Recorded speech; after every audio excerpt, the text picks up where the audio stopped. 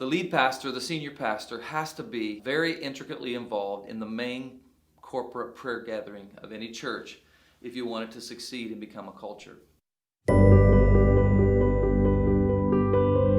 Prayer is something that is assumed in a lot of places, and we assume that everybody's praying. We assume that our prayers in between songs and at the end of a service, beginning of a service, is enough and adequate. But the reality is God has called us to be a house of prayer for all nations, and a lot of times I say we, I have fallen short of that. The reality is that our church in 2006, when we launched, prayer was the number one core value. And we kind of went on this journey with prayer. It was a core value. It was in our documents. We said we're going to pray. Actually in our document we said if we're too busy to pray, we're too busy.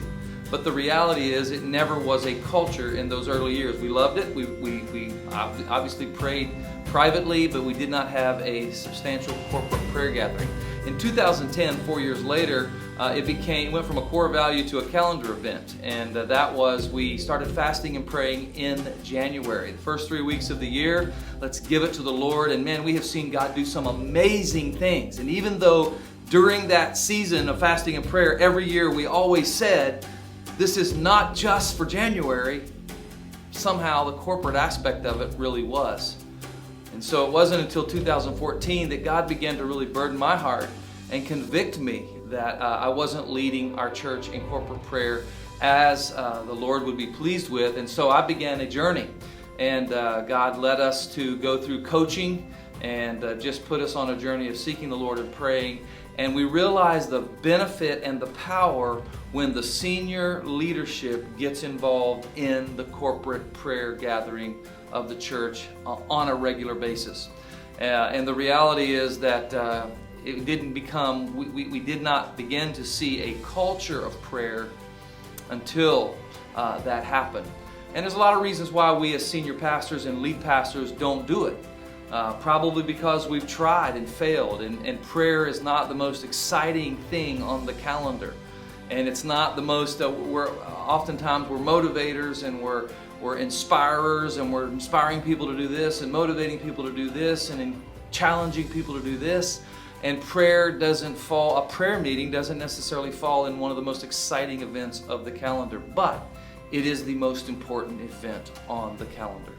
And we feel inadequate, and so we shy away from it, or we give it to someone who may be an expert, someone who's better at it. But the reality is, the church will not experience a culture of prayer until we ourselves lay right at the front and lead that effort.